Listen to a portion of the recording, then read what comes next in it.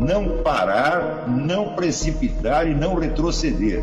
Então dizer para esse cara, sabe quando nós vamos parar? Nunca. Nunca na sua porca vida, né?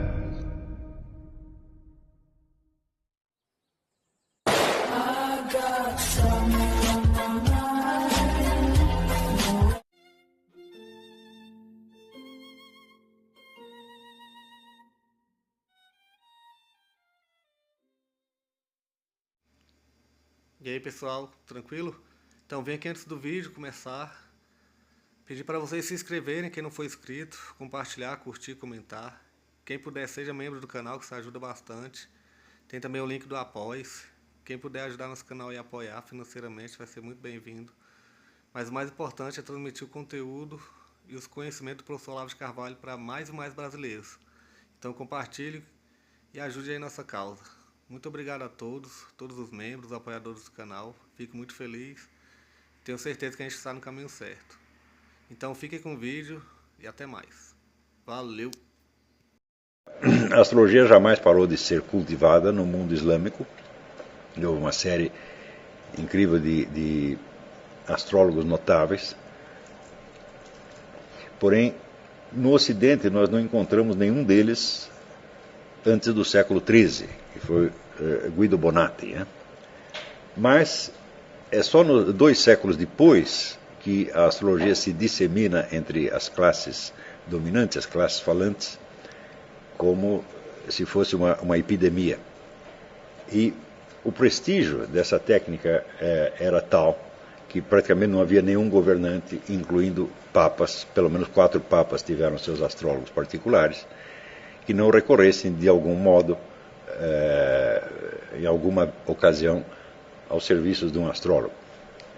Houve também, evidentemente, um debate muito grande, pró e contra, que depois se repete no século XX em termos não muito diferentes. Eu dediquei a esse estudo muitos anos da minha vida e cheguei à conclusão de que o caso da astrologia é a maior demonstração de inépcia intelectual da história da humanidade.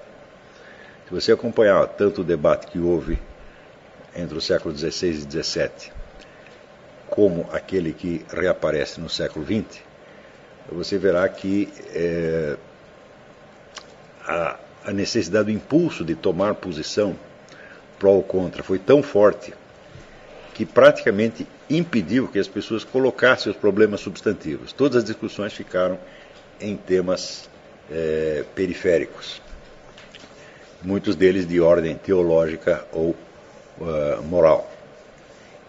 E não deixa de ser característico desse tipo de debate enviesado que os argumentos inicialmente levantados em nome da religião acabaram sendo absorvidos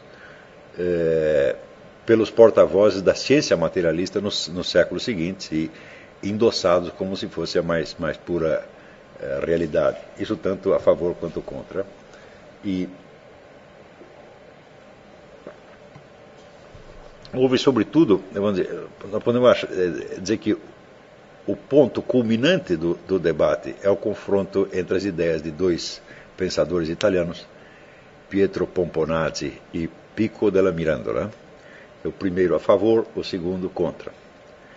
E nós temos a sorte de que no século XX, um estudioso notável, que foi Eric Weil, concedeu um livro precisamente a esses 2, de maneira que você pode ver a coisa pelos 2 lados, pelos olhos de um dos melhores leitores de textos filosóficos que já existiram no mundo. Eric Weil não chega a ser um grande filósofo criador, como Bernard Lonergan, ou Xavier Zubiri, ou Eric Voegelin, mas eu nunca encontrei quem fosse capaz de compreender um texto filosófico tão bem quanto o Eric Weil. Né? As interpretações dele são absolutamente modelares. Né? E ele nos deixou, então, este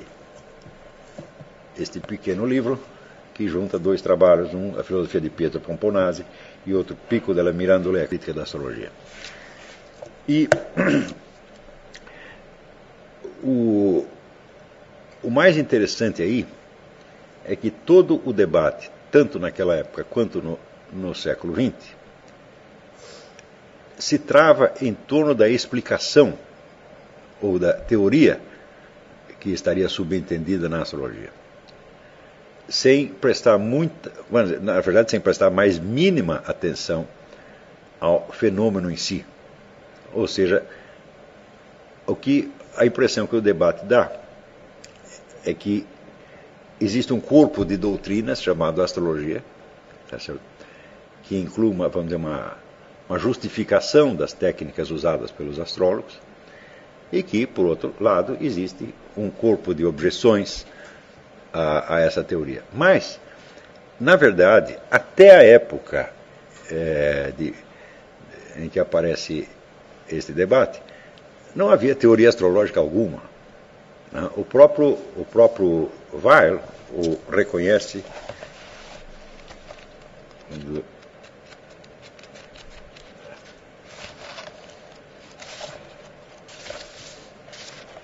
ele diz aqui,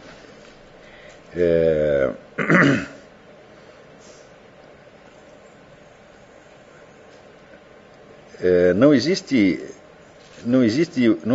filosofia da astrologia, nem mesmo metodologia. Os profissionais se atinham aos limites da sua técnica e evitavam cuidadosamente toda a reflexão sobre os princípios e sobre suas consequências possíveis. Em consequência, a astrologia havia se tornado, no fim da Idade Média, uma construção das mais curiosas, sem plano, sem unidade, sem organização. E não deixa de ser característico que o primeiro a tentar dar uma estrutura organizada para a astrologia, o primeiro e o mais notável, fosse um cidadão chamado Jean-Baptiste Morin de Villefranche. Morin de Villefranche era um cérebro privilegiado e era um dos amigos mais íntimos de René Descartes. E, evidentemente, boa parte das suas elaborações apareceram no curso de conversações com René Descartes. Então, você vê no sistema do Morin todo uma influência do espírito racionalista que então começava a nascer. O livro do Morin de Villefranche, que se chama Astrologia Gálica, Astrologia Gaulesa, é muito difícil de adquirir, é uma obra em 17 volumes, caríssima, da qual eu só tive a ocasião de ler alguns excertos que foram publicados separadamente. Mas existe um livro de um discípulo alemão, de Morin de Villefranche, que copia os ensinamentos do mestre, assim, igualzinho, né? O homem chama-se Adolfo Weiss, e, para a sorte aí de vocês no Brasil, existe uma tradução, o grande livro do Adolfo Weiss chamou-se de Bausteine der Astrologie, quer dizer, as pedras fundamentais da astrologia, que foi publicado pela editora Kier, em Buenos Aires, com o título de Astrologia Racional. Também em 5 volumes, depois condensados num volume só. Esse problema da astrologia me chamou a atenção. Eu tinha uns 30 e poucos anos, e quando me pus a estudar a coisa,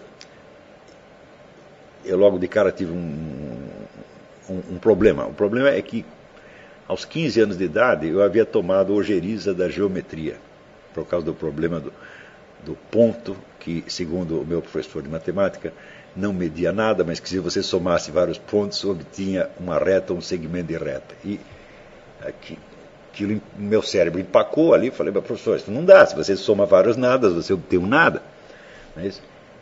E como ele não soubesse explicar aquilo, e ele insistisse que o negócio era intuitivo, e eu não estava intuindo absolutamente nada, eu decidi que eu nunca mais na vida ia estudar aquela porcaria. Falei, não, isso só faz mal para o meu cérebro. Mas depois, quando apareceu a questão da astrologia, e ela surgiu para mim numa série de conversações com o Dr. Juan Alfredo César Müller, no qual ele me mostrava a importância do simbolismo astrológico para a compreensão da história da arte, da construção dos templos, etc., etc. Eu decidi estudar a coisa, e para isso era evidentemente necessário você saber geometria e trigonometria, especialmente trigonometria esférica, e eu acabei me interessando muito pela coisa e virei uma espécie de calculador prodígio de horóscopos. Eu calculava assim, 2 minutos. Né?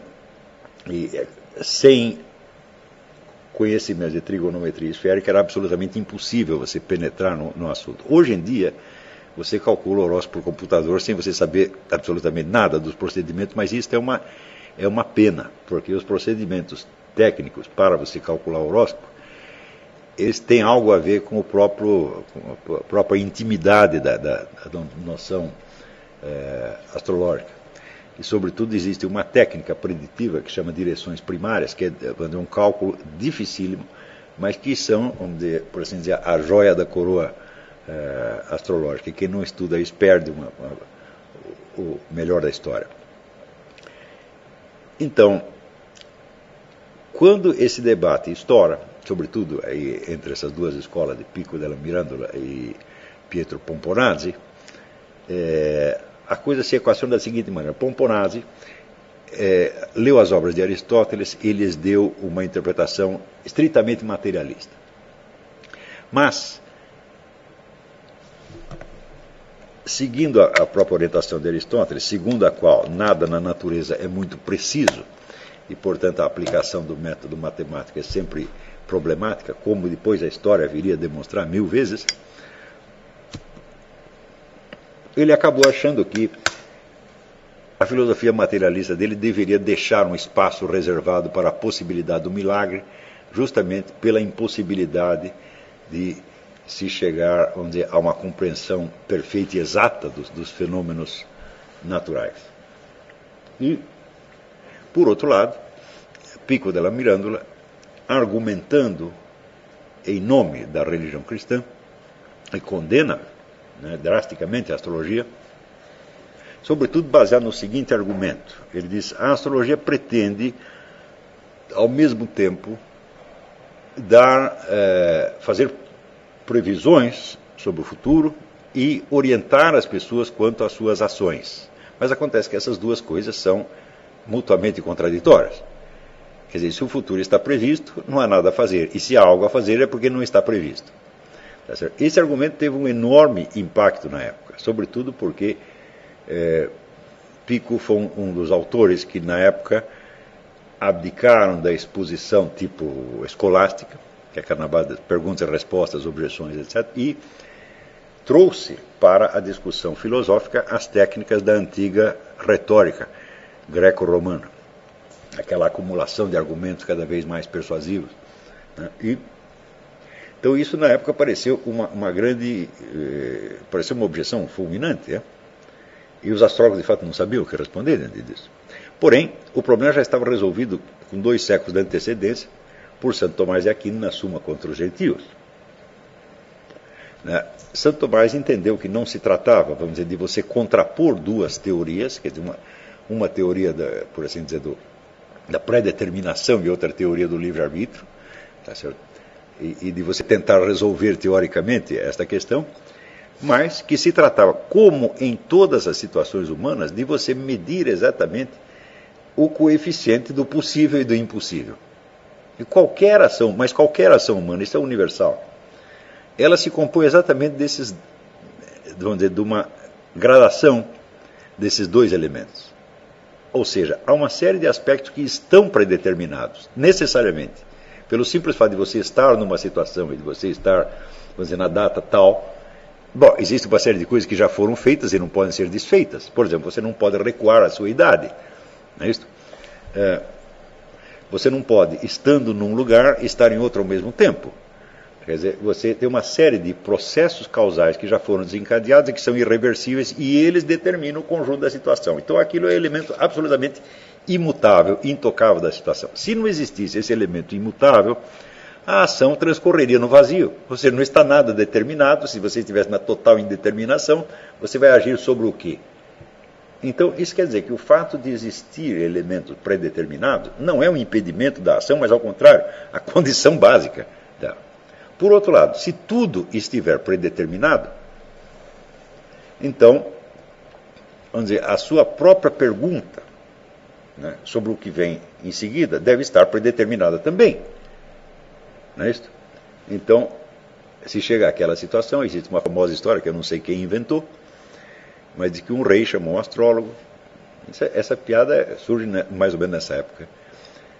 O rei chamou um astrólogo para que o astrólogo calculasse a melhor hora para a sua coroação. Porque o rei tinha marcado, mas aí chegou um conselheiro e falou, não, isso é uma coisa muito importante, você não pode fazer a sua coroação em um momento qualquer, tem que ser um momento astrologicamente adequado. Daí ele chama o astrólogo e pede para o astrólogo calcular. Mas na hora que o astrólogo vai calcular, chega um outro conselheiro e diz, não, esse cálculo é demasiado importante para você fazê-lo a qualquer momento. Nós precisamos calcular para ver o melhor momento, para você fazer o cálculo do melhor momento. E assim por diante, e eles estão discutindo até hoje. Né? Tá certo? Então, quer dizer, é apenas uma piada, mas ela mostra, vamos dizer, a contradição fundamental da situação. Porém, esta contradição, ela não é uma contradição que existe na astrologia, ela é uma contradição que existe na própria estrutura da existência humana, tá certo? Que é sempre um jogo entre o que está determinado, tá certo? E o que está indeterminado e, portanto, é determinável. Se não houvesse nada predeterminado, não haveria simplesmente situação, tá certo? E não haveria, vamos dizer, um estado de coisas sobre o qual você pudesse agir. Tá certo? Então, por um lado, sem a predeterminação, a ação é impossível. E, por outro lado, a ideia da predeterminação total, ela é autocontraditória pelos motivos apontados na piada. Quer dizer, se tudo está predeterminado, a sua pergunta sobre o futuro também está predeterminada e a resposta que você vai obter também está predeterminada. Tá certo? E isso quer dizer que o conteúdo da resposta que você vai obter já está predeterminado como parte do seu destino e não como um retrato adequado da situação. Por exemplo, pode estar predeterminado que você, ao fazer a pergunta sobre o seu futuro, vai receber uma resposta errada para que o seu futuro verdadeiro, que você desconhece, possa se cumprir na realidade. Tá certo? Então, a ideia da predeterminação total sempre leva, vamos dizer, a contradições intoleráveis. E a ideia da total indeterminação elimina a própria possibilidade da ação, a própria possibilidade do acontecer. Se nada está determinado, nada pode acontecer. É importante entender isso. Quer dizer, a total indeterminação seria a ausência total de quaisquer referências, de quaisquer processos, né, já em transcurso. Tá certo? Então isso quer dizer que qualquer ação possível seria uma espécie de fiat lux, seria um começo do mundo a partir do nada. Está entendendo? Então, o ser humano precisaria ter um poder divino. Mas como ele poderia ter esse poder divino, se esse poder divino, como elemento da sua constituição, já não estivesse, por sua vez, também predeterminado, no sentido em que Deus é Deus desde eternamente, e isso também está predeterminado, ele não pode deixar de ser Deus. Ou seja, a total indeterminação exigiria um poder supradivino. Então, você vê, o simples fato de que a discussão de determinismo e livre-arbítrio tenha se tornado tão importante no Ocidente, já é um sinal de epidemia de miolo mole.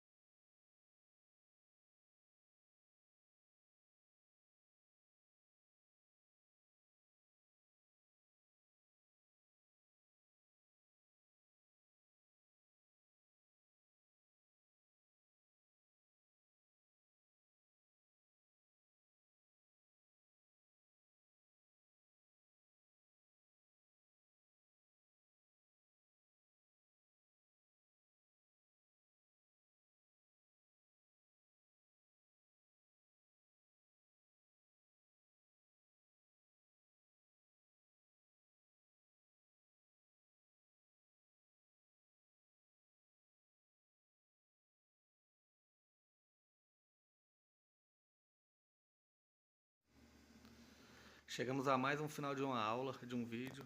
Espero que tenham gostado. Quem não se inscreveu ainda, se inscreva, compartilhe, comente. Ajude o nosso canal, apoie, seja membro. E ajude o nosso canal a chegar a cada dia a mais brasileiros que precisam muito do conhecimento do professor Olavo de Carvalho. Então é isso aí, fique com Deus, até o próximo. Valeu! Então é isso aí, pessoal. Que é o nosso canal, que são alguns livros que eu já li. A maioria foi doação, mas alguns eu adquiri, professor Olavo de Carvalho. Alguns livros se perderam aí que eu emprestei, professor Alexandre Costa, a Bíblia Sagrada. 10 lições sobre Karl Marx. Indico a não ler esse livro, que é muito ruim mesmo. Alguns pensadores aqui que realmente, como o professor Olavo de Carvalho disse, não são pensadores. Valeu, tamo junto aí. Apoie nosso canal, seja membro.